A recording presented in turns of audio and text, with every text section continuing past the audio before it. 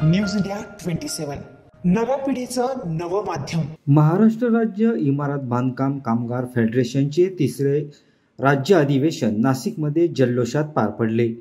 हजारो बांधकाम मजुरांच्या भव्य पायी रॅलीनं शहराच्या महत्त्वाच्या मार्गावरून फेरी मारली।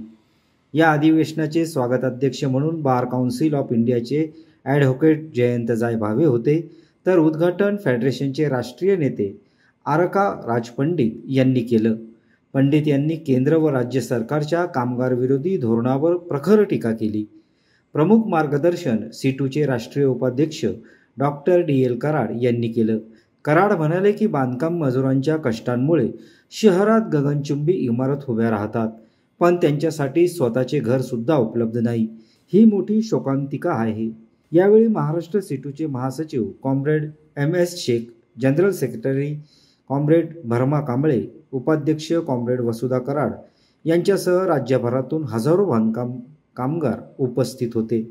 ग्रामीण भागामध्ये, शहरी भागामध्ये ग्रामपंचायतच्या इलेक्शन पासून, पंचायत समितीच्या इलेक्शन पासून, नगरपालिकेच्या इलेक्शन मध्ये, नगरसेवकाच्या इलेक्शन पर्यंत सगळ्या ठिकाणी डॉक्टर बाबासाहेब आंबेडकर डोक्यामध्ये ठेवा।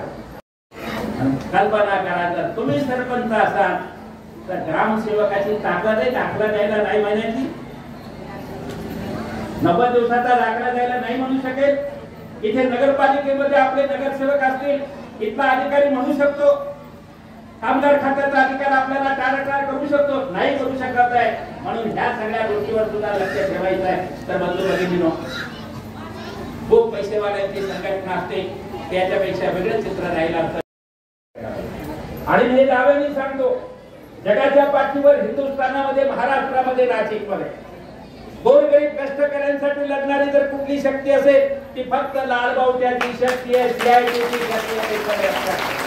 मला आनंद होईल जर दुसरे जर कोणी आले जे गोरगरिबांसाठी लढण्यासाठी आले तर आम्हाला आनंद होईल, परंतु कोणी येत नाही हा आमचा अनुभव आहे। त्यांना बड्या बड्या भांडवलदाराकडून